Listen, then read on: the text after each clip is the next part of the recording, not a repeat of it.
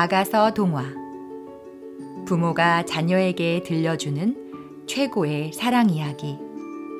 37화. 하나님의 은혜를 받을 수밖에 없는 자.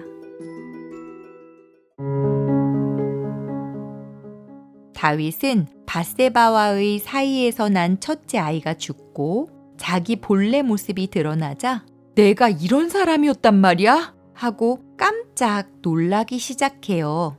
여기 지혜라는 건 성전 짓는 지혜를 말하고 우슬초라는 건 이스라엘이 출애굽할 때 6월절 어린 양의 피를 문설주와 인방에 바를 때 쓰던 것이었는데 다윗은 이걸 너무나 잘 알고 있었어요. 우슬초로 정결케 해달라는 건 단순한 회개의 용어가 아니에요. 그 말은 다윗이 하나님의 묵시를 깊이 깨달았다는 뜻이지요.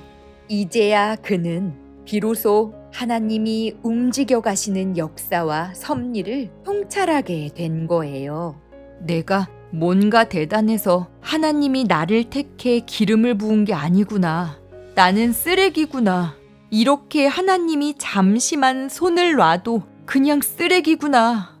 다윗은 자기가 모태에 잉태되었을 때부터 죄인이라는 걸 알게 되자 그러면 나를 깨끗하게 할 수 있는 건 뭔가 하고 생각하기 시작했어요.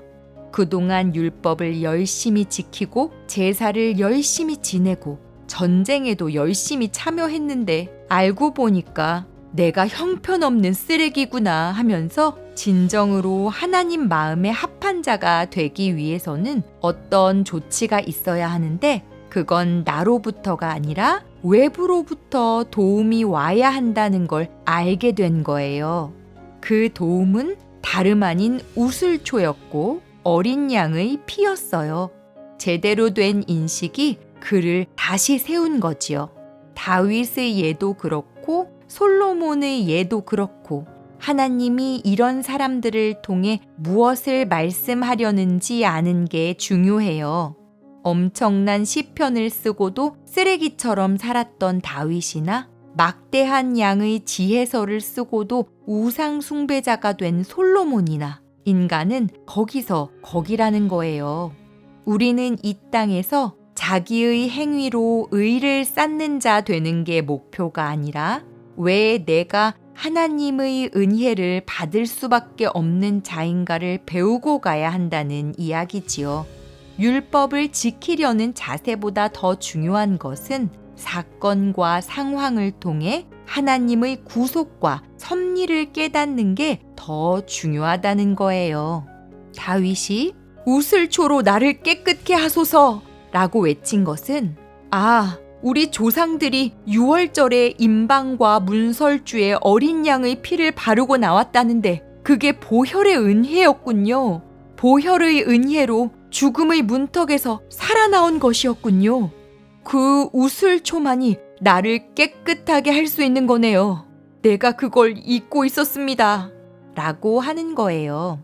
다윗은 자기의 처음 자리를 확인하고 이렇게 기도했어요. 꺾어진 뼈가 누구일까요? 물론 예수님이에요. 그런데 여기서는 우리아로 볼 수도 있어요. 다윗은 자기 죄를 감추려고 죽여버린 그 사람을 의지하여 하나님, 내가 이 사람 죽였으니까 나 살려주세요 하는 거예요. 다윗처럼 우리는 예수님의 십자가 사건에서 벗어날 수 없고 우리아를 죽인 죄에서 벗어날 수 없어요.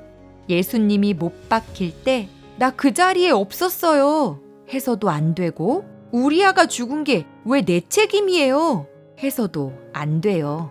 찬송가 가사처럼 거기 너 있었는가 그때에 그러면 네, 제가 거기 있었어요.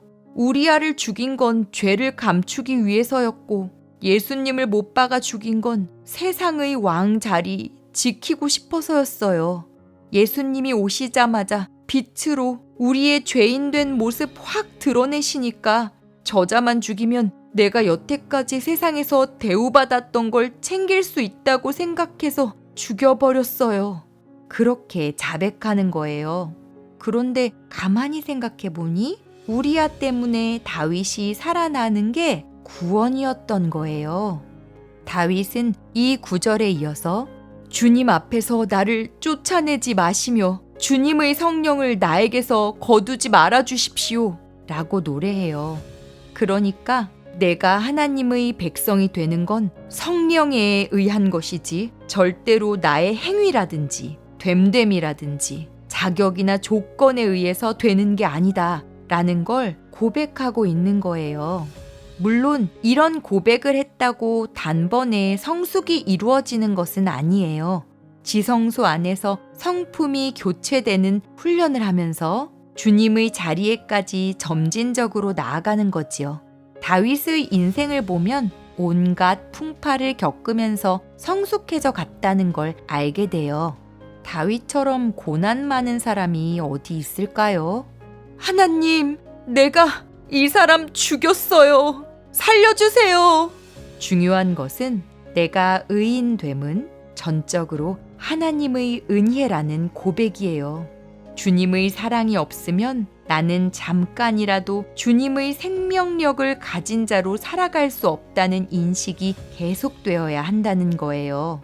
오직 예수 그리스도를 알아가고 예수 그리스도에게 집중하고 예수 그리스도와 연합을 인식하여 살 때만이 가능한 거지요.